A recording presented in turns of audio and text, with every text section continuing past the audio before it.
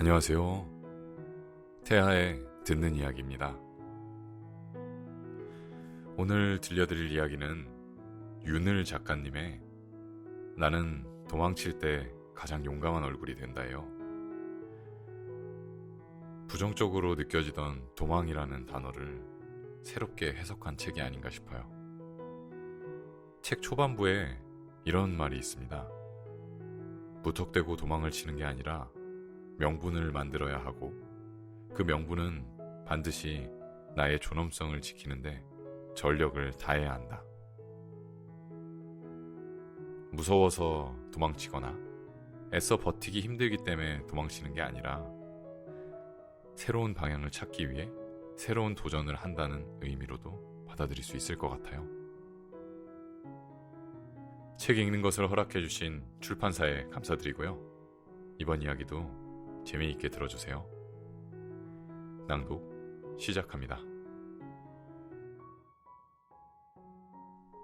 나는 도망칠 때 가장 용감한 얼굴이 된다. 윤을 지음. 출판사 클레이 하우스.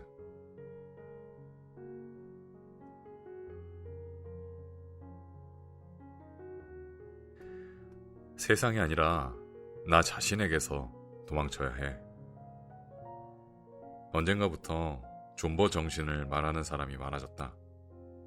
삭막하고 팍팍한 세상, 실제로 존버 정신 없는 삶은 상상하기 어려울지도 모르겠다. 상사의 갑질, 끝나지 않는 노동, 빠듯한 주머니 사정, 숨막히는 인간관계, 매년 나빠지는 건강 등으로 점철된 삶에서 과연 버티는 힘마저 없다면 무엇이 우리 곁에 남아있을까? 일리 있는 생각이다. 하지만 계속 그렇게 살고 싶은가? 다른 방법을 찾아보지도 않은 채 체념하고 버티기만 하면 행복한 미래가 저절로 찾아올까? 건강한 정신으로 굳건히 버티는 행위야 더할 나위 없이 훌륭하지만 버티는 과정에서 발생하기 마련인 수치심과 분노의 감정은 여지없이 나 자신을 공격한다. 행복론을 쓴 프랑스 철학자 알랭은 이렇게 말한다. 자기가 쏜 화살은 모두 자기에게 되돌아온다. 자기 자신이 적이다. 자기가 쏜 화살이 모두 자기에게 되돌아오는 데는 다 이유가 있다. 화살은 정념의 은유다. 알랭은 정념에는 항상 강렬한 후회와 공포가 동반된다라고 지적한다. 그게 무엇이든 존버하는 초기에는 뭐든 못할 것이 없을 듯한 신비한 기대감에 휩싸인다. 어려울 게 하나도 없어 보이고 행운의 여신도 내 편에 서 있는 듯하다. 하지만 그런 기대감은 한낱 사소한 실망에도 무게중심이 무너진 젠가처럼 순식간에 주저앉는다. 그러다 일이 더 뜻대로 풀리지 않으면 버티는 힘을 더 쥐어짜야 하는 상황을 마주하면 강렬한 정념 속에서 세상을 저주하며 고통스러워한다. 내가 쏜 화살이 내 영혼을 저격한다. 우리는 정념에서 벗어날 때만 자신이 무슨 까닭으로 이렇게 힘들게 버티며 살아왔는지 의문을 품을 수 있다. 그리고 세상이 나를 괴롭히고 있었던 게 아니라 나를 규정하고 있던 내 생각이 나를 괴롭히고 있었다는 사실을 깨닫는다. 내가 이런 일을 할 사람이 아닌데, 내가 이런 일 하나도 해치우지 못할 리 없어.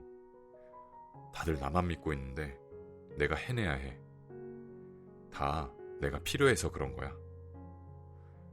이 사실을 깨달으면 그동안 나를 버티게 한 온갖 생각들이 수명을 다한 고름처럼 내 몸에서 빠져나간다. 버티기 위해 잔뜩 힘줬던 정신의 근육이 말랑말랑해지면서 몸이 가벼워지고 도망칠 용기가 생긴다.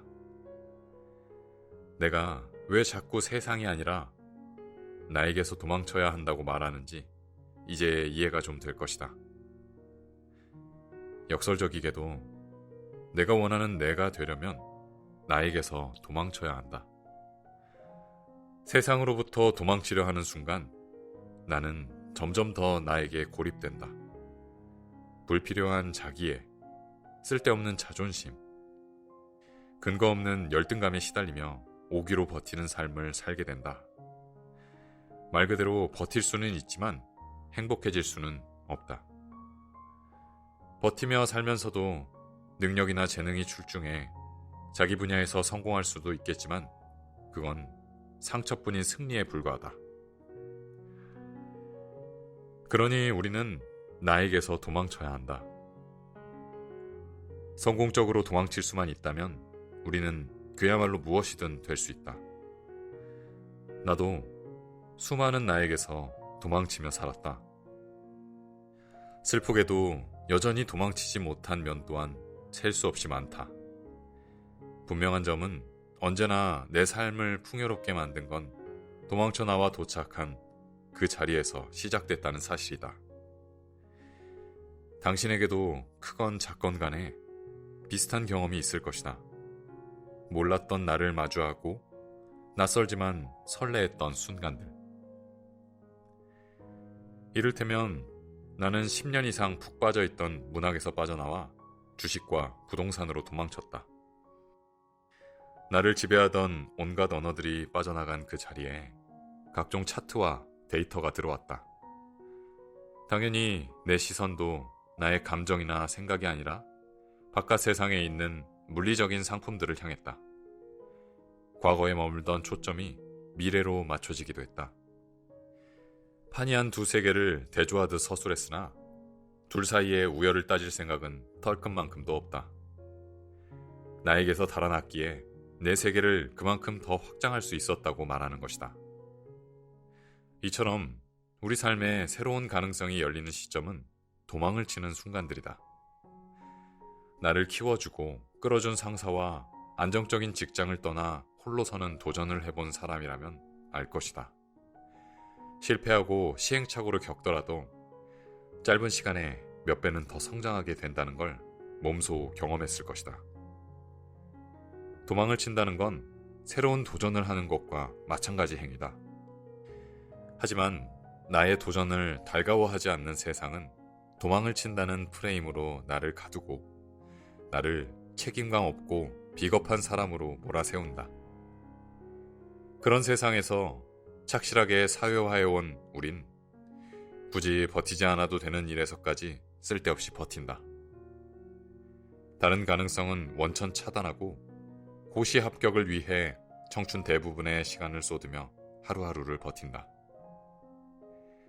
다른 사람에게 얕보이기 싫어서 적성에도 맞지 않는 대기업 직장을 억지로 참고 버틴다. 내가 생각하는 썩 괜찮은 내가 되기 위해 버티는 거지만 그러는 사이 나의 세계는 계속 좁아진다. 자기가 경주마인 줄도 모르고 자기 의지라고 굳게 믿은 채 다른 누군가의 의지로 열심히 달려가는 것이다. 이제는 눈가리개를 잡아떼야 한다. 다른 누군가가 그려놓은 트랙이 아니라 내가 가고 싶은 방향으로 한 번도 가보지 않은 곳으로 달려가야 한다. 거기에 뭐가 있을지 몰라 두려우면 지금까지 그랬듯이 열심히 트랙만 따라 달려라.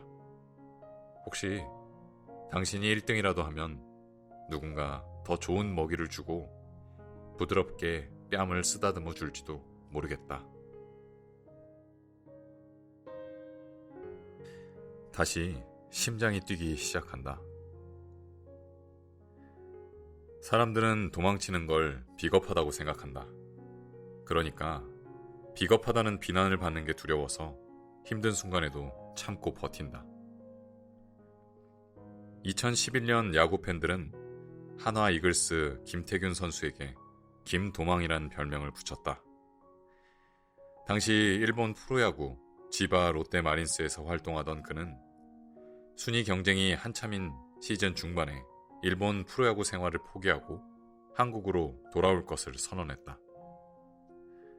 그가 내세운 이유는 동일본 대지진으로 인한 심리적 공포와 시즌 도중에 입은 허리 부상이었다.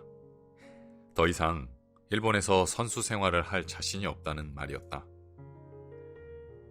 야구 팬들의 반응은 싸늘했다. 명분이 약한 게 문제였다.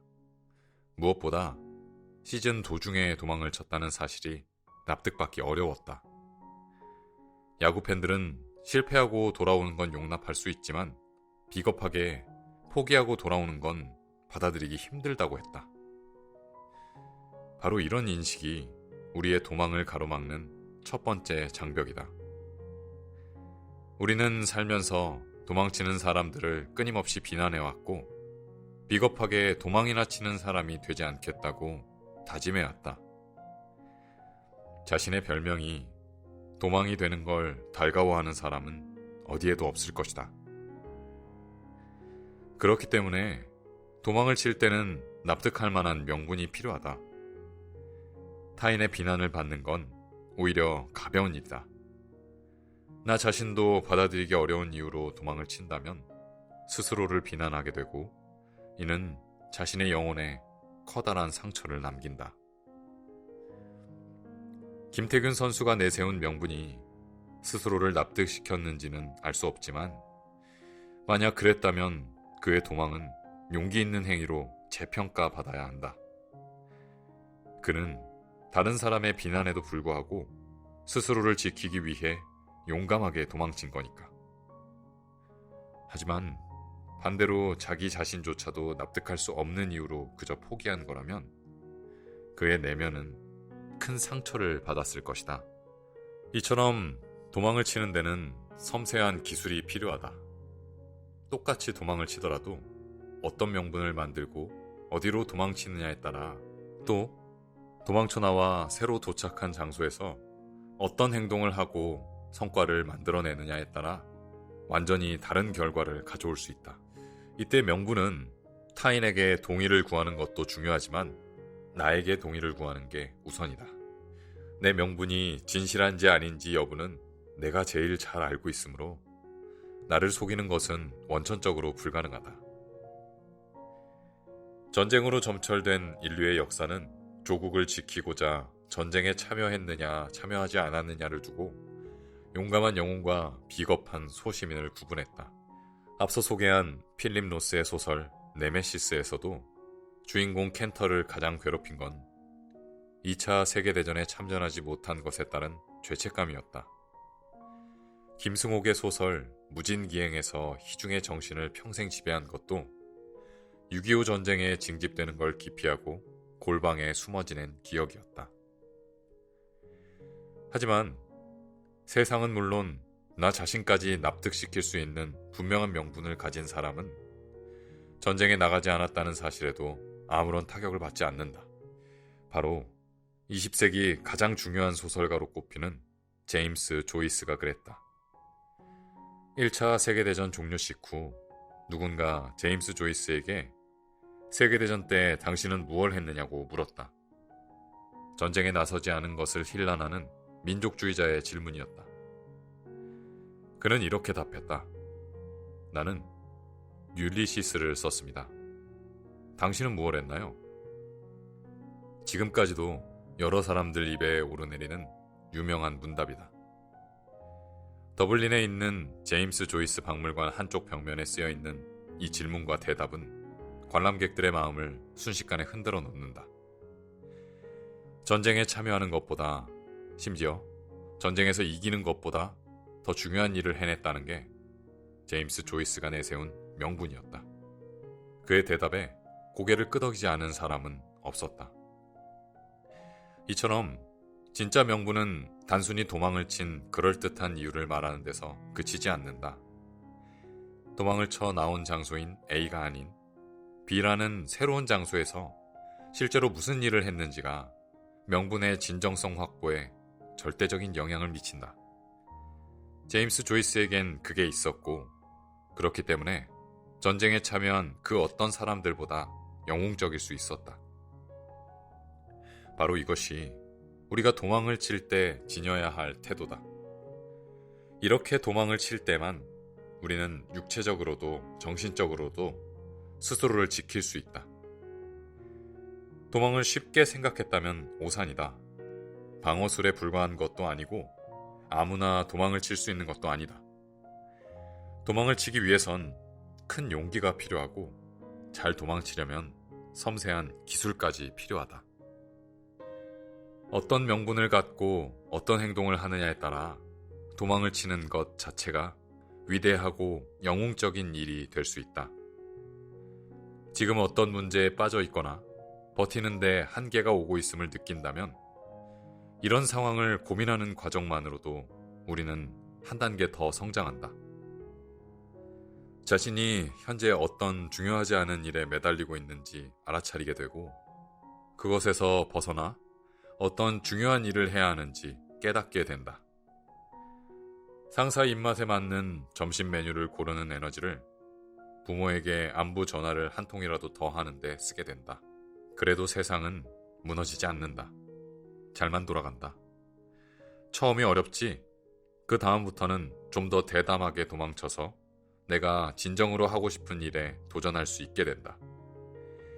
이런 과정을 반복하면 탄탄한 도망 근육이 생기고 근육이 생기면 두려움이 사라진다. 50년 동안 글을 써온 필립 로스가 갑자기 절필 선언을 했을 때 그에게 두려움이 있을 리 없었던 것처럼 말이다.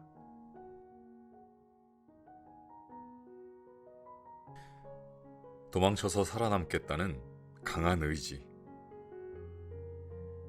소설이든 영화든 대중성을 지향하는 작품일수록 주인공들의 의지력이 강하다. 그래야 스토리를 끌고 갈 강한 힘이 생겨 사람들을 계속 이야기 속에 붙잡아 둘 수 있기 때문이다. 다시 말하면 우리의 삶을 재미있게 만들고 우리의 이야기를 계속 이어지고 싶게 만드는 것 역시 우리의 의지다. 이사카 고타로의 소설 골든 슬럼버의 주인공인 아오야기 마사하루는 졸지에 일본 총리를 죽인 암살범으로 몰린다. 거대한 음모가 그를 희생자로 만들었고 온 세상이 그를 추격한다. 아오야기의 목적은 단 하나다. 도망쳐서 살아남는 것.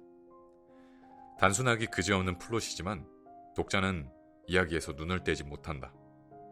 그리고 간절하게 그의 도망을 응원하게 된다. 누가 무슨 목적으로 이런 일을 꾸몄는지, 살아남으려면 어떻게 해야 하는지 아오야기는 아무것도 이해하지 못한다. 남은 건 의지뿐인데 바로 그 강한 의지 때문에 독자들은 그를 응원하게 된다. 평범한 사람이 국가의 수장을 죽였다는 누명을 쓸 일이 얼마나 흔하겠냐마는 결백함을 밝히는 과정에서 아오야기가 보여주는 판단과 의지와 행동은 평범한 일상을 사는 우리에게 제법 중요한 메시지를 던진다. 그동안 우리가 받은 모든 교육은 이해력을 높이기 위해 이루어진 것이었다. 생각을 좀 하고 움직여라. 머리는 폼으로 달고 다니냐? 무식하면 손발이 고생한다처럼 잘못된 판단을 꾸짖는 말들도 하나같이 이해력을 들먹인다. 하지만 인생은 실전이다. 세상은 우리에게 상황을 충분히 숙지하고 이해할 시간적 여유를 허락하지 않는다. 이성보다는 감각이나 본능의 의지에 판단해야 할 때가 많고, 그래서 자기계발서는 하나같이 경험과 습관을 강조한다. 감각이나 본능의 수준을 끌어올리기 위해서는 폭넓은 경험과 체화한 습관이 필수기 때문이다. 문제는 경험이나 습관의 힘이 닿지 못한 예외적인 일이 발생했을 때다. 누구나 한 번 사는 인생, 진짜 중요한 결정은 처음 해보는 경우가 많다. 나보다 경험이 많고 지혜로운 사람들에게 조언을 구해보기도 하지만 결국 모든 선택은 내 몫이다. 게다가 실제로는 그렇게 물어보고 심사숙고해볼 시간조차 제대로 주어지지 않는다. 우리가 선택을 어려워하는 이유는 단순하다. 어떤 선택이든 리스크가 따르기 때문이다. 인간은 리스크를 피하는 방식으로 진화해왔고, 그런 까닭에 작은 선택 앞에서도 불안을 느낀다. 그 불안이 인간을 신중하게 만들고 최악의 선택을 하지 않도록 돕는다. 있던 대로 그냥 있길 바라는 관성의 법칙은 힘이 세다. 정말 큰일이 벌어지지 않고서야 우리는 굳이 뭘 바꾸려고 하지 않는다. 의지는 저절로 생겨나는 게 아니다. 그렇다면 무엇이 우리를 의지적으로 만드는 걸까? 골든 슬럼버의 아오야기에게서 봤듯 가장 강력한 힘은 살아남겠다는 생존 본능이다. 이러다가 죽을지도 모른다는 각성이 우리를 반성에서 벗어나 반대 방향으로 달려가도록 돕는다. 위기를 위기로 받아들이는 예민한 감각이 동황에 필요한 강력한 엔진인 의지력에 불을 붙인다. 물론 아무리 감각이 발달하고 도망칠 용기가 충만해도 결코 도망을 치는 게 불가능한 상황도 존재한다. 이를테면 인생 최대 위기에 봉착하는 셈인데 이 시기를 슬기롭게 보내야 한다. 이런 시기일수록 의지를 잘 사용해야 하지만 절대 말처럼 쉽지 않다.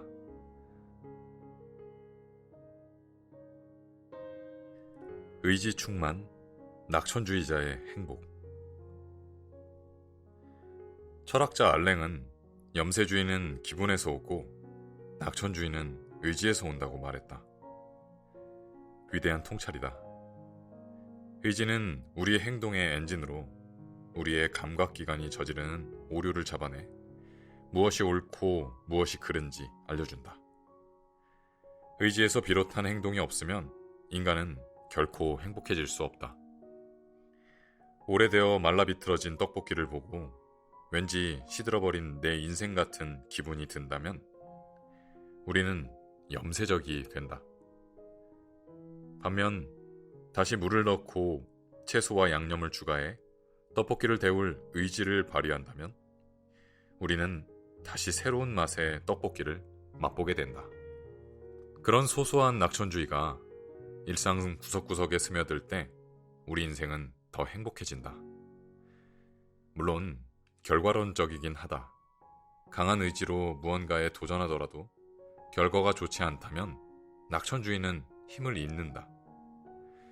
모든 문제를 의지 탓으로 간단히 돌려버리는 오류를 범하기도 한다. 이런 이유 때문에 알랭도 의지는 그 성격상 결국 패배와 연결되는 관념이라고 말했다. 의지는 의도나 실제 행동과는 상관없이 결과로 판단되는 경우가 많기 때문이다. 우리는 실패나 패배의 원인을 의지 부족의 탓으로 곧장 돌린다. 2018년 러시아 월드컵에서 한국 축구 국가대표팀이 스웨덴전과 멕시코전에서 패배했을 때도 소극적인 경기 운영이 도마 위에 올랐다. 공격할 의지, 나아가 이길 의지가 보이지 않았다는 것이 비판의 핵심이었다. 수험생이 입시에 실패하거나 영업자가 판매에 실패하는 건 역시 곧잘 의지 문제로 치부된다. 나 역시 팀장으로 일할 때 대표님으로부터 의지가 없다고 비난받은 적이 있었는데 그때 처음이자 마지막으로 대표님께 반항하며 화를 냈다. 내가 판단하기에 내게 부족했던 건 의지가 아니라 경험과 요령이었다. 실제 어떤 결과에 영향을 미치는 요인은 한둘이 아닌데도 이렇게 의지 하나 때문인 것으로 몰면 모든 게 간단해진다. 문제 해결 방법도 쉬워 보인다. 의지력만 더 강화하면 모든 것을 해결할 수 있을 것 같다. 하지만 의지는 어떤 결과를 초래한 원인의 일부일 뿐 전부는 아니다. 의지 없이는 행동도 성공도 행복도 없지만 의지를 발휘한다고 무조건 성공하고 행복해지는 것도 아니다. 다시 말해 의지는 행복의 전제 조건이지만 행복을 보장하지는 않는다. 결과가 좋지 않다고 무조건 의지 탓을 하면 안 된다. 많은 사람이 의지는 도망치는 게 아니라 버티는 데 필요한 힘이라고 착각한다. 그러나 아이러니하게도 의지를 버티는 데만 사용하면 행복에서 더 멀어질 뿐이다. 말라비틀어진 떡볶이 얘기로 돌아가 보자. 의지를 버티는 데만 사용한다는 건 말라비틀어진 떡볶이를 억지로 참고 그대로 먹으려고 노력하는 행위에 가깝다. 물론 노력은 숭고하며 떡볶이가 아닌 다른 예시를 들면 때에 따라 영웅적일 수도 있겠으나 행복으로부터는 그만큼 더 멀어진다. 그렇게 의지를 잘못 사용한 사람들은 되지도 않는 고집을 부리며 평생을 살아간다. 비운의 주인공이라도 되듯이 그런 자기 배역에 만족이라도 하는 듯이. 버티는데 낭비하는 의지는 우리의 행복을 가로막는다. 당신이 지키려고 버티는 그 직장이, 당신을 공격하고 당신이 헤어지지 않으려고 버티는 그 연인 관계가 당신의 영혼을 갉아먹는다. 신이 인간에게 준 최고의 무기, 그러니까 유일하게 신만큼이나 무한하게 활용할 수 있는 의지를 오로지 버티는 데에만 쓰느라 행복과 멀어지는 삶을 산다면 너무나 아쉬운 일이 아닐까? 의지, 행동, 낙천, 행복으로 이어지는 연결고리를 기억하자. 그리고 행동에는 도망이라는 선택지도 있음을 잊지 말자. 현재 당신에게 해결하지 못한 문제가 있다면, 어떤 선택을 해야 할지 너무 고민된다면 먼저 당신의 의지부터 점검하자. 한계를 모르는 당신의 의지가 당신을 생전 발 디딘 적 없는 장소로 옮겨놓을 것이다. 두 번째 화살 피하기. 어리석은 사람이나 지혜로운 사람이나 경계를 대하면 좋고 나쁜 생각을 일으킨다. 그러나 어리석은 사람은 그 감정에 포로가 되어 집착하지만 지혜로운 사람은 감정을 갖더라도 그것에 집착하지 않는다. 그래서 어리석은 사람은 두 번째 화살을 맞는다고 하고 지혜로운 사람은 두 번째 화살을 맞지 않는다고 한다. 읽자마자 무릎을 탁 쳤던 불교의 가르침이다. 경계란 쉽게 말해 어떤 것과 다른 것이 맞닿아 있는 지점이다. 불교에서는 자신의 뜻을 거스르는 상황에 직면하는 것을 역경계라고 하고 자신의 뜻에 맞는 상황에 직면하는 것을 순경계라고 하는데, 어떤 경계든 그것에 맞닿으면 인간은 첫 번째 화살을 맞게 된다. 첫 번째 화살이란 어떤 상황에 마주하고 갖게 된 즉각적인 감정이나 본능 따위의 반응이다. 예쁜 것을 보고 예쁘다고 여기고, 맛있는 것을 보고 먹고 싶다는 욕심을 내고, 슬픈 것을 보고 슬프다고 느끼는 것을 뜻한다. 인간이라면 첫 번째 화살은 피하고 싶어도 피할 도리가 없다. 부처님도 첫 번째 화살은 절대 피하지 못한다고 했다. 한편 두 번째 화살은 첫 번째 화살을 맞은 데서 비롯한 또 다른 감정이나 욕심을 말한다. 멋진 차를 보고 멋있다고 여기는 것까지는 좋은데, 그걸 내 것으로 만들기 위해 차를 훔치거나 거액의 빚을 져서 차를 사는 건 두 번째 화살을 맞는 것이다.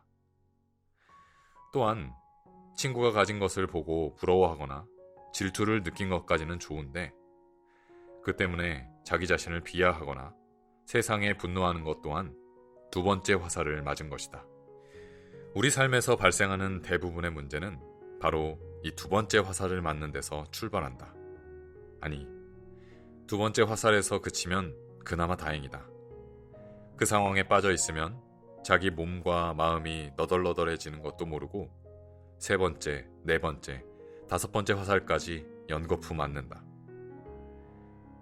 처음 맞은 화살은 그것이 아무리 거대하다 하더라도 크게 타격이 되지 않는다. 두 번째 화살만 피한다면 삶은 다시 내 페이스를 되찾아 순조롭게 흘러간다. 내가 아는 가장 치명적인 화살은 르상티망이다. 니체가 말한 르상티망은 약자가 강자에게 품는 질투, 원한, 증오, 열등감, 시기심 등이 뒤섞인 감정이다. 온갖 비교 속에 살아가는 우리이기에 르상티망의 감정을 평생 피하고 살기란 불가능하다. 아끼는 후배인 M은 친구네 집들이에 다녀와서 르상티망에 휩싸였다. 돈 잘 버는 전문직 남편과 결혼해 넓고 비싼 새 집에 풍요롭게 사는 친구의 모습에 첫 번째 화살을 맞은 것이다. 게다가 그 친구는 직장 생활에서 좋은 성과를 내기 위해 최선을 다하고 있는 자신의 노력을 무의미한 행위로 깎아내려 더 기분이 상했다. 만약 M이 두 번째 화살을 맞았다면 이 감정을 해결하기 위해 다음과 같은 반응을 보였을 것이다. 르상티망의 원인이 된 가치 기준에 복종해 자신도 친구와 비슷한 삶을 살겠다고 다짐하거나, 반대로 르상티망의 원인이 된 가치 판단을 뒤집어 남편에게 경제력을 의존하는 친구를 무시하는 것이다. 하지만 다행히도 M은 두 가지 길을 모두 거부했다. M은 자신이 르상티망이라는 첫 번째 화살을 맞았음을 분명히 인지하고 그 상황에서 한 발 빠져나와 당사자가 아닌 관찰자가 되어보았다. 그러니 새로운 사실 하나가 눈에 들어왔다. 취직 대신 결혼을 선택한 친구 역시 신나게 회사 얘기를 하는 자신 때문에 르상티망이라는 첫 번째 화살을 맞은 것이다. 친구가 보였던 모든 반응은 성공적으로 커리어를 쌓아가고 있는 자신의 모습에 질투와 시기의 감정을 느낀 데서 비롯한 것이었다. 서로 비슷한 감정을 느끼고 있었음을 깨닫자 첫 번째 화살의 충격은 서서히 사라져갔다. 두 사람은 전처럼 다시 좋은 관계를 회복했다. 주변을 둘러보면 이런 해피엔딩보다 관계의 손절로 끝을 맺는 결과가 훨씬 더 흔하다. 어떤 이유에서건 르상티망이라는 첫 번째 화살을 피할 길이 없는데 제법 많은 사람이 거기에 그치지 않고 손절이라는 두 번째 화살을 맞는 길을 택한다.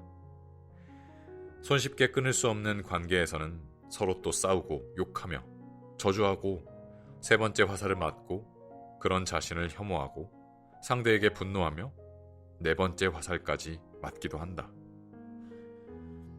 여기서는 관계라는 측면에서 예를 들었지만 첫 번째 화살과 두 번째 화살은 우리 삶의 모든 영역에서 시시때때로 날아온다. 배우자나 연인이 있는데 다른 사람이 눈에 들어오기도 하고 타인을 속여서라도 손쉽게 돈을 벌고 싶은 유혹에 빠지기도 한다. 하지만 이런 위태로운 상황에서도 두 번째 화살만 피하면 우리 삶은 곧바로 균형을 회복한다. 두 번째 화살을 피하는 방법은 별다를 게 없다. M의 사례처럼 우선 나 자신이 첫 번째 화살을 제대로 맞았음을 정확히 인식하고 겸허히 인정하는 것이 중요하다. 그 사실을 거부하거나 인지하지 못하면 더 큰 화살이 줄줄이 날아와 박힌다. 첫 번째 화살을 맞았음을 인정했다면 다음으론 그 상황에서 빠져나와 전체를 조망하는 위치에 도달해야 한다. 사건의 당사자가 아닌 관찰자가 되면 두 번째 화살은 비교적 쉽고 자연스럽게 피할 수 있다. 누군가를 속이고 아프게 하는 사람을 응원하는 관찰자는 없을 테니까.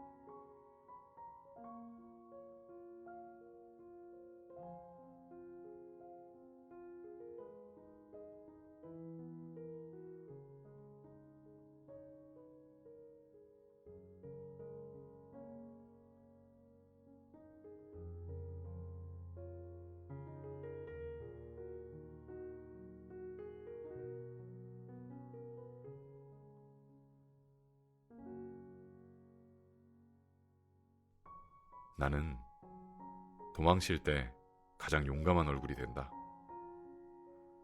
윤을 지음. 출판사 클레이 하우스.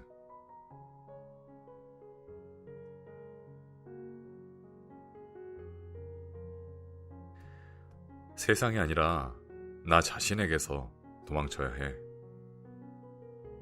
언젠가부터 존버 정신을 말하는 사람이 많아졌다.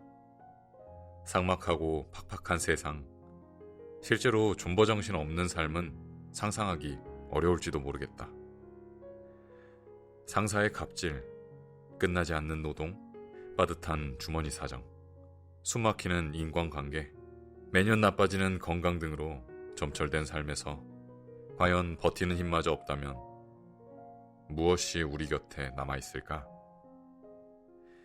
일리 있는 생각이다. 하지만 계속 그렇게 살고 싶은가? 다른 방법을 찾아보지도 않은 채 체념하고 버티기만 하면 행복한 미래가 저절로 찾아올까? 건강한 정신으로 굳건히 버티는 행위야 더할 나위 없이 훌륭하지만 버티는 과정에서 발생하기 마련인 수치심과 분노의 감정은 여지없이 나 자신을 공격한다. 행복론을 쓴 프랑스 철학자 알랭은 이렇게 말한다. 자기가 쏜 화살은 모두 자기에게 되돌아온다. 자기 자신이 적이다. 자기가 쏜 화살이 모두 자기에게 되돌아오는 데는 다 이유가 있다. 화살은 정념의 은유다. 알랭은 정념에는 항상 강렬한 후회와 공포가 동반된다라고 지적한다. 그게 무엇이든 존버하는 초기에는 뭐든 못할 것이 없을 듯한 신비한 기대감에 휩싸인다. 어려울 게 하나도 없어 보이고 행운의 여신도 내 편에 서 있는 듯하다. 하지만 그런 기대감은 한낱 사소한 실망에도 무게중심이 무너진 젠가처럼 순식간에 주저앉는다. 그러다 일이 더 뜻대로 풀리지 않으면 버티는 힘을 더 쥐어짜야 하는 상황을 마주하면 강렬한 정념 속에서 세상을 저주하며 고통스러워한다. 내가 쏜 화살이 내 영혼을 저격한다. 우리는 정념에서 벗어날 때만 자신이 무슨 까닭으로 이렇게 힘들게 버티며 살아왔는지 의문을 품을 수 있다. 그리고 세상이 나를 괴롭히고 있었던 게 아니라 나를 규정하고 있던 내 생각이 나를 괴롭히고 있었다는 사실을 깨닫는다. 내가 이런 일을 할 사람이 아닌데, 내가 이런 일 하나도 해치우지 못할 리 없어. 다들 나만 믿고 있는데 내가 해내야 해. 다 내가 필요해서 그런 거야. 이 사실을 깨달으면 그동안 나를 버티게 한 온갖 생각들이 수명을 다한 고름처럼 내 몸에서 빠져나간다. 버티기 위해 잔뜩 힘줬던 정신의 근육이 말랑말랑해지면서 몸이 가벼워지고 도망칠 용기가 생긴다. 내가 왜 자꾸 세상이 아니라 나에게서 도망쳐야 한다고 말하는지 이제 이해가 좀 될 것이다. 역설적이게도 내가 원하는 내가 되려면 나에게서 도망쳐야 한다. 세상으로부터 도망치려 하는 순간 나는 점점 더 나에게 고립된다. 불필요한 자기애, 쓸데없는 자존심, 근거 없는 열등감에 시달리며 오기로 버티는 삶을 살게 된다. 말 그대로 버틸 수는 있지만 행복해질 수는 없다. 버티며 살면서도 능력이나 재능이 출중해 자기 분야에서 성공할 수도 있겠지만 그건 상처뿐인 승리에 불과하다. 그러니 우리는 나에게서 도망쳐야 한다. 성공적으로 도망칠 수만 있다면 우리는 그야말로 무엇이든 될 수 있다. 나도 수많은 나에게서 도망치며 살았다. 슬프게도 여전히 도망치지 못한 면 또한 셀 수 없이 많다. 분명한 점은 언제나 내 삶을 풍요롭게 만든 건 도망쳐 나와 도착한 그 자리에서 시작됐다는 사실이다. 당신에게도 크건 작건 간에 비슷한 경험이 있을 것이다. 몰랐던 나를 마주하고 낯설지만 설레했던 순간들. 이를테면 나는 10년 이상 푹 빠져있던 문학에서 빠져나와 주식과 부동산으로 도망쳤다. 나를 지배하던 온갖 언어들이 빠져나간 그 자리에 각종 차트와 데이터가 들어왔다. 당연히 내 시선도 나의 감정이나 생각이 아니라 바깥 세상에 있는 물리적인 상품들을 향했다. 과거에 머물던 초점이 미래로 맞춰지기도 했다. 판이한 두 세계를 대조하듯 서술했으나 둘 사이의 우열을 따질 생각은 털끝만큼도 없다. 나에게서 달아났기에 내 세계를 그만큼 더 확장할 수 있었다고 말하는 것이다. 이처럼 우리 삶에 새로운 가능성이 열리는 시점은 도망을 치는 순간들이다. 나를 키워주고 끌어준 상사와 안정적인 직장을 떠나 홀로 서는 도전을 해본 사람이라면 알 것이다. 실패하고 시행착오를 겪더라도 짧은 시간에 몇 배는 더 성장하게 된다는 걸 몸소 경험했을 것이다. 도망을 친다는 건 새로운 도전을 하는 것과 마찬가지 행위다. 하지만 나의 도전을 달가워하지 않는 세상은 도망을 친다는 프레임으로 나를 가두고 나를 책임감 없고 비겁한 사람으로 몰아세운다. 그런 세상에서 착실하게 사회화해온 우린 굳이 버티지 않아도 되는 일에서까지 쓸데없이 버틴다. 다른 가능성은 원천 차단하고 고시 합격을 위해 청춘 대부분의 시간을 쏟으며 하루하루를 버틴다. 다른 사람에게 얕보이기 싫어서 적성에도 맞지 않는 대기업 직장을 억지로 참고 버틴다. 내가 생각하는 썩 괜찮은 내가 되기 위해 버티는 거지만 그러는 사이 나의 세계는 계속 좁아진다. 자기가 경주마인 줄도 모르고 자기 의지라고 굳게 믿은 채 다른 누군가의 의지로 열심히 달려가는 것이다. 이제는 눈가리개를 잡아떼야 한다. 다른 누군가가 그려놓은 트랙이 아니라 내가 가고 싶은 방향으로, 한 번도 가보지 않은 곳으로 달려가야 한다. 거기에 뭐가 있을지 몰라 두려우면 지금까지 그랬듯이 열심히 트랙만 따라 달려라.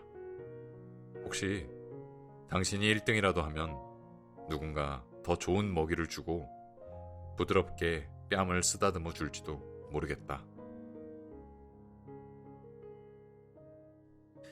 다시 심장이 뛰기 시작한다. 사람들은 도망치는 걸 비겁하다고 생각한다. 그러니까 비겁하다는 비난을 받는 게 두려워서 힘든 순간에도 참고 버틴다.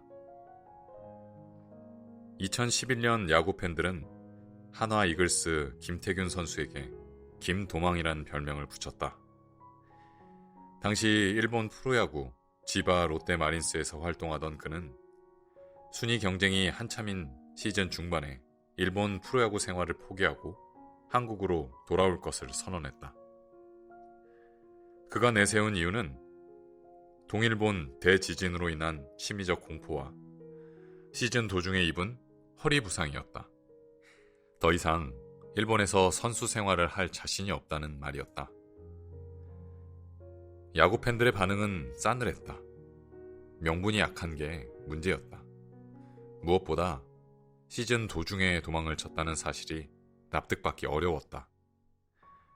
야구 팬들은 실패하고 돌아오는 건 용납할 수 있지만 비겁하게 포기하고 돌아오는 건 받아들이기 힘들다고 했다. 바로 이런 인식이 우리의 도망을 가로막는 첫 번째 장벽이다.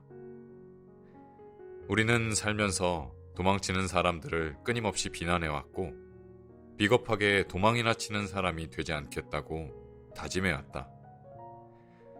자신의 별명이 도망이 되는 걸 달가워하는 사람은 어디에도 없을 것이다. 그렇기 때문에 도망을 칠 때는 납득할 만한 명분이 필요하다. 타인의 비난을 받는 건 오히려 가벼운 일이다. 나 자신도 받아들이기 어려운 이유로 도망을 친다면 스스로를 비난하게 되고 이는 자신의 영혼에 커다란 상처를 남긴다. 김태균 선수가 내세운 명분이 스스로를 납득시켰는지는 알 수 없지만 만약 그랬다면 그의 도망은 용기 있는 행위로 재평가받아야 한다. 그는 다른 사람의 비난에도 불구하고 스스로를 지키기 위해 용감하게 도망친 거니까. 하지만 반대로 자기 자신조차도 납득할 수 없는 이유로 그저 포기한 거라면 그의 내면은 큰 상처를 받았을 것이다. 이처럼 도망을 치는 데는 섬세한 기술이 필요하다. 똑같이 도망을 치더라도 어떤 명분을 만들고 어디로 도망치느냐에 따라, 또 도망쳐 나와 새로 도착한 장소에서 어떤 행동을 하고 성과를 만들어내느냐에 따라 완전히 다른 결과를 가져올 수 있다. 이때 명분은 타인에게 동의를 구하는 것도 중요하지만 나에게 동의를 구하는 게 우선이다. 내 명분이 진실한지 아닌지 여부는 내가 제일 잘 알고 있으므로 나를 속이는 것은 원천적으로 불가능하다. 전쟁으로 점철된 인류의 역사는 조국을 지키고자 전쟁에 참여했느냐 참여하지 않았느냐를 두고 용감한 영웅과 비겁한 소시민을 구분했다. 앞서 소개한 필립 로스의 소설 네메시스에서도 주인공 켄터를 가장 괴롭힌 건 2차 세계대전에 참전하지 못한 것에 따른 죄책감이었다. 김승옥의 소설 무진기행에서 희중의 정신을 평생 지배한 것도 6.25 전쟁에 징집되는 걸 기피하고 골방에 숨어 지낸 기억이었다. 하지만 세상은 물론 나 자신까지 납득시킬 수 있는 분명한 명분을 가진 사람은 전쟁에 나가지 않았다는 사실에도 아무런 타격을 받지 않는다. 바로 20세기 가장 중요한 소설가로 꼽히는 제임스 조이스가 그랬다. 1차 세계대전 종료 직후 누군가 제임스 조이스에게 세계대전 때 당신은 무엇을 했느냐고 물었다. 전쟁에 나서지 않은 것을 힐난하는 민족주의자의 질문이었다. 그는 이렇게 답했다. 나는 율리시스를 썼습니다. 당신은 무엇을 했나요? 지금까지도 여러 사람들 입에 오르내리는 유명한 문답이다. 더블린에 있는 제임스 조이스 박물관 한쪽 벽면에 쓰여있는 이 질문과 대답은 관람객들의 마음을 순식간에 흔들어 놓는다. 전쟁에 참여하는 것보다, 심지어 전쟁에서 이기는 것보다 더 중요한 일을 해냈다는 게 제임스 조이스가 내세운 명분이었다. 그의 대답에 고개를 끄덕이지 않은 사람은 없었다. 이처럼 진짜 명분은 단순히 도망을 친 그럴듯한 이유를 말하는 데서 그치지 않는다. 도망을 쳐 나온 장소인 A가 아닌 B라는 새로운 장소에서 실제로 무슨 일을 했는지가 명분의 진정성 확보에 절대적인 영향을 미친다. 제임스 조이스에겐 그게 있었고, 그렇기 때문에 전쟁에 참여한 그 어떤 사람들보다 영웅적일 수 있었다. 바로 이것이 우리가 도망을 칠 때 지녀야 할 태도다. 이렇게 도망을 칠 때만 우리는 육체적으로도 정신적으로도 스스로를 지킬 수 있다. 도망을 쉽게 생각했다면 오산이다. 방어술에 불과한 것도 아니고 아무나 도망을 칠 수 있는 것도 아니다. 도망을 치기 위해선 큰 용기가 필요하고 잘 도망치려면 섬세한 기술까지 필요하다. 어떤 명분을 갖고 어떤 행동을 하느냐에 따라 도망을 치는 것 자체가 위대하고 영웅적인 일이 될 수 있다. 지금 어떤 문제에 빠져 있거나 버티는데 한계가 오고 있음을 느낀다면 이런 상황을 고민하는 과정만으로도 우리는 한 단계 더 성장한다. 자신이 현재 어떤 중요하지 않은 일에 매달리고 있는지 알아차리게 되고 그것에서 벗어나 어떤 중요한 일을 해야 하는지 깨닫게 된다. 상사 입맛에 맞는 점심 메뉴를 고르는 에너지를 부모에게 안부 전화를 한 통이라도 더 하는데 쓰게 된다. 그래도 세상은 무너지지 않는다. 잘만 돌아간다. 처음이 어렵지, 그 다음부터는 좀 더 대담하게 도망쳐서 내가 진정으로 하고 싶은 일에 도전할 수 있게 된다. 이런 과정을 반복하면 탄탄한 도망 근육이 생기고, 근육이 생기면 두려움이 사라진다.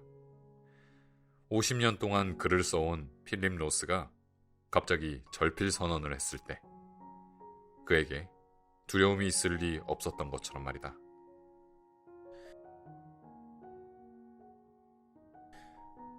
도망쳐서 살아남겠다는 강한 의지. 소설이든 영화든 대중성을 지향하는 작품일수록 주인공들의 의지력이 강하다. 그래야 스토리를 끌고 갈 강한 힘이 생겨 사람들을 계속 이야기 속에 붙잡아둘 수 있기 때문이다. 다시 말하면 우리의 삶을 재미있게 만들고 우리의 이야기를 계속 이어지고 싶게 만드는 것 역시 우리의 의지다. 이사카 고타로의 소설 골든 슬럼버의 주인공인 아오야기 마사하루는 졸지에 일본 총리를 죽인 암살범으로 몰린다. 거대한 음모가 그를 희생자로 만들었고 온 세상이 그를 추격한다. 아오야기의 목적은 단 하나다. 도망쳐서 살아남는 것. 단순하기 그지없는 플롯이지만 독자는 이야기에서 눈을 떼지 못한다. 그리고 간절하게 그의 도망을 응원하게 된다. 누가 무슨 목적으로 이런 일을 꾸몄는지, 살아남으려면 어떻게 해야 하는지 아오야기는 아무것도 이해하지 못한다. 남은 건 의지뿐인데 바로 그 강한 의지 때문에 독자들은 그를 응원하게 된다. 평범한 사람이 국가의 수장을 죽였다는 누명을 쓸 일이 얼마나 흔하겠냐마는 결백함을 밝히는 과정에서 아오야기가 보여주는 판단과 의지와 행동은 평범한 일상을 사는 우리에게 제법 중요한 메시지를 던진다. 그동안 우리가 받은 모든 교육은 이해력을 높이기 위해 이루어진 것이었다. 생각을 좀 하고 움직여라. 머리는 폼으로 달고 다니냐? 무식하면 손발이 고생한다처럼 잘못된 판단을 꾸짖는 말들도 하나같이 이해력을 들먹인다. 하지만 인생은 실전이다. 세상은 우리에게 상황을 충분히 숙지하고 이해할 시간적 여유를 허락하지 않는다. 이성보다는 감각이나 본능의 의지에 판단해야 할 때가 많고, 그래서 자기계발서는 하나같이 경험과 습관을 강조한다. 감각이나 본능의 수준을 끌어올리기 위해서는 폭넓은 경험과 체화한 습관이 필수이기 때문이다. 문제는 경험이나 습관의 힘이 닿지 못한 예외적인 일이 발생했을 때다. 누구나 한 번 사는 인생, 진짜 중요한 결정은 처음 해보는 경우가 많다. 나보다 경험이 많고 지혜로운 사람들에게 조언을 구해보기도 하지만 결국 모든 선택은 내 몫이다. 게다가 실제로는 그렇게 물어보고 심사숙고해볼 시간조차 제대로 주어지지 않는다. 우리가 선택을 어려워하는 이유는 단순하다. 어떤 선택이든 리스크가 따르기 때문이다. 인간은 리스크를 피하는 방식으로 진화해왔고, 그런 까닭에 작은 선택 앞에서도 불안을 느낀다. 그 불안이 인간을 신중하게 만들고 최악의 선택을 하지 않도록 돕는다. 있던 대로 그냥 있길 바라는 관성의 법칙은 힘이 세다. 정말 큰일이 벌어지지 않고서야 우리는 굳이 뭘 바꾸려고 하지 않는다. 의지는 저절로 생겨나는 게 아니다. 그렇다면 무엇이 우리를 의지적으로 만드는 걸까? 골든 슬럼버의 아오야기에게서 봤듯 가장 강력한 힘은 살아남겠다는 생존 본능이다. 이러다가 죽을지도 모른다는 각성이 우리를 관성에서 벗어나 반대 방향으로 달려가도록 돕는다. 위기를 위기로 받아들이는 예민한 감각이 동황에 필요한 강력한 엔진인 의지력에 불을 붙인다.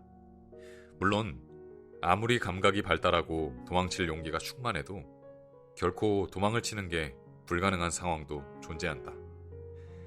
이를테면 인생 최대의 위기에 봉착하는 셈인데 이 시기를 슬기롭게 보내야 한다.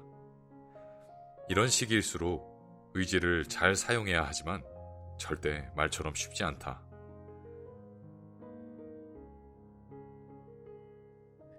의지 충만, 낙천주의자의 행복. 철학자 알랭은 염세주의는 기분에서 오고 낙천주의는 의지에서 온다고 말했다. 위대한 통찰이다.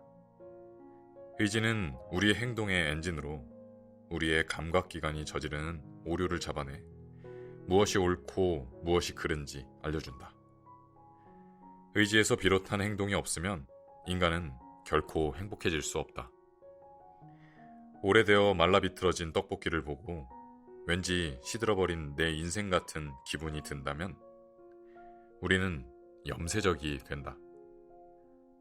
반면 다시 물을 넣고 채소와 양념을 추가해 떡볶이를 데울 의지를 발휘한다면 우리는 다시 새로운 맛의 떡볶이를 맛보게 된다. 그런 소소한 낙천주의가 일상 구석구석에 스며들 때 우리 인생은 더 행복해진다. 물론 결과론적이긴 하다. 강한 의지로 무언가에 도전하더라도 결과가 좋지 않다면 낙천주의는 힘을 잃는다. 모든 문제를 의지 탓으로 간단히 돌려버리는 오류를 범하기도 한다. 이런 이유 때문에 알랭도 의지는 그 성격상 결국 패배와 연결되는 관념이라고 말했다. 의지는 의도나 실제 행동과는 상관없이 결과로 판단되는 경우가 많기 때문이다. 우리는 실패나 패배의 원인을 의지 부족의 탓으로 곧장 돌린다. 2018년 러시아 월드컵에서 한국 축구 국가대표팀이 스웨덴전과 멕시코전에서 패배했을 때도 소극적인 경기 운영이 도마 위에 올랐다. 공격할 의지, 나아가 이길 의지가 보이지 않았다는 것이 비판의 핵심이었다.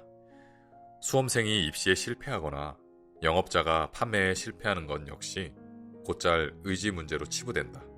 나 역시 팀장으로 일할 때 대표님으로부터 의지가 없다고 비난받은 적이 있었는데 그때 처음이자 마지막으로 대표님께 반항하며 화를 냈다.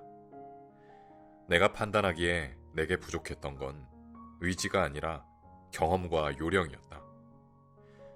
실제 어떤 결과에 영향을 미치는 요인은 한둘이 아닌데도 이렇게 의지 하나 때문인 것으로 몰면 모든 게 간단해진다. 문제 해결 방법도 쉬워 보인다. 의지력만 더 강화하면 모든 것을 해결할 수 있을 것 같다. 하지만 의지는 어떤 결과를 초래한 원인의 일부일 뿐 전부는 아니다. 의지 없이는 행동도 성공도 행복도 없지만 의지를 발휘한다고 무조건 성공하고 행복해지는 것도 아니다. 다시 말해 의지는 행복의 전제 조건이지만 행복을 보장하지는 않는다. 결과가 좋지 않다고 무조건 의지 탓을 하면 안 된다. 많은 사람이 의지는 도망치는 게 아니라 버티는 데 필요한 힘이라고 착각한다. 그러나 아이러니하게도 의지를 버티는 데만 사용하면 행복에서 더 멀어질 뿐이다. 말라비틀어진 떡볶이 얘기로 돌아가 보자. 의지를 버티는 데만 사용한다는 건 말라비틀어진 떡볶이를 억지로 참고 그대로 먹으려고 노력하는 행위에 가깝다. 물론 노력은 숭고하며 떡볶이가 아닌 다른 예시를 들면 때에 따라 영웅적일 수도 있겠으나 행복으로부터는 그만큼 더 멀어진다. 그렇게 의지를 잘못 사용한 사람들은 되지도 않는 고집을 부리며 평생을 살아간다. 비운의 주인공이라도 되듯이 그런 자기 배역에 만족이라도 하는 듯이. 버티는데 낭비하는 의지는 우리의 행복을 가로막는다. 당신이 지키려고 버티는 그 직장이, 당신을 공격하고 당신이 헤어지지 않으려고 버티는 그 연인 관계가 당신의 영혼을 갉아먹는다. 신이 인간에게 준 최고의 무기, 그러니까 유일하게 신만큼이나 무한하게 활용할 수 있는 의지를 오로지 버티는 데에만 쓰느라 행복과 멀어지는 삶을 산다면 너무나 아쉬운 일이 아닐까? 의지, 행동, 낙천, 행복으로 이어지는 연결고리를 기억하자. 그리고 행동에는 도망이라는 선택지도 있음을 잊지 말자. 현재 당신에게 해결하지 못한 문제가 있다면, 어떤 선택을 해야 할지 너무 고민된다면 먼저 당신의 의지부터 점검하자. 한계를 모르는 당신의 의지가 당신을 생전 발 디딘 적 없는 장소로 옮겨 놓을 것이다. 두 번째 화살 피하기. 어리석은 사람이나 지혜로운 사람이나 경계를 대하면 좋고 나쁜 생각을 일으킨다. 그러나 어리석은 사람은 그 감정에 포로가 되어 집착하지만 지혜로운 사람은 감정을 갖더라도 그것에 집착하지 않는다. 그래서 어리석은 사람은 두 번째 화살을 맞는다고 하고 지혜로운 사람은 두 번째 화살을 맞지 않는다고 한다. 읽자마자 무릎을 탁 쳤던 불교의 가르침이다. 경계란 쉽게 말해 어떤 것과 다른 것이 맞닿아 있는 지점이다. 불교에서는 자신의 뜻을 거스르는 상황에 직면하는 것을 역경계라고 하고 자신의 뜻에 맞는 상황에 직면하는 것을 순경계라고 하는데 어떤 경계든 그것에 맞닿으면 인간은 첫 번째 화살을 맞게 된다.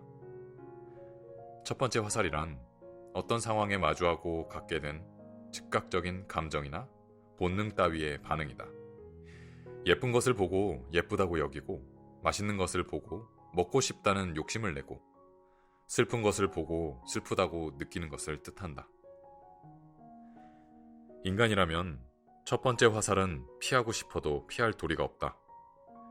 부처님도 첫 번째 화살은 절대 피하지 못한다고 했다.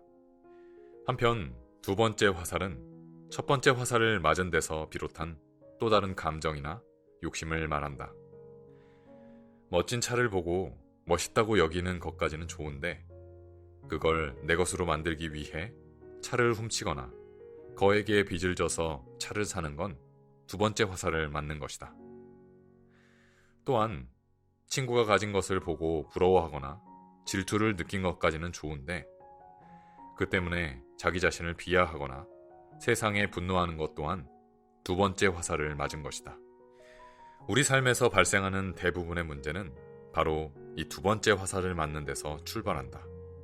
아니, 두 번째 화살에서 그치면 그나마 다행이다. 그 상황에 빠져 있으면 자기 몸과 마음이 너덜너덜해지는 것도 모르고 세 번째, 네 번째, 다섯 번째 화살까지 연거푸 맞는다. 처음 맞은 화살은 그것이 아무리 거대하다 하더라도 크게 타격이 되지 않는다. 두 번째 화살만 피한다면 삶은 다시 내 페이스를 되찾아 순조롭게 흘러간다. 내가 아는 가장 치명적인 화살은 르상티망이다. 니체가 말한 르상티망은 약자가 강자에게 품는 질투, 원한, 증오, 열등감, 시기심 등이 뒤섞인 감정이다. 온갖 비교 속에 살아가는 우리이기에 르상티망의 감정을 평생 피하고 살기란 불가능하다. 아끼는 후배인 M은 친구네 집들이에 다녀와서 르상티망에 휩싸였다.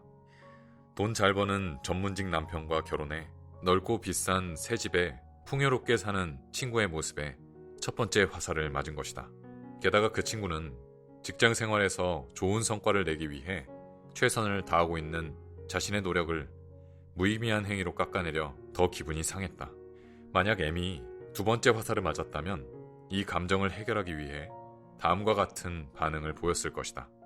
르상티망의 원인이 된 가치 기준에 복종해 자신도 친구와 비슷한 삶을 살겠다고 다짐하거나 반대로 르상티망의 원인이 된 가치 판단을 뒤집어 남편에게 경제력을 의존하는 친구를 무시하는 것이다.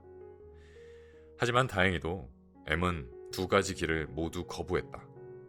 M은 자신이 르상티망이라는 첫 번째 화살을 맞았음을 분명히 인지하고 그 상황에서 한 발 빠져나와 당사자가 아닌 관찰자가 되어보았다.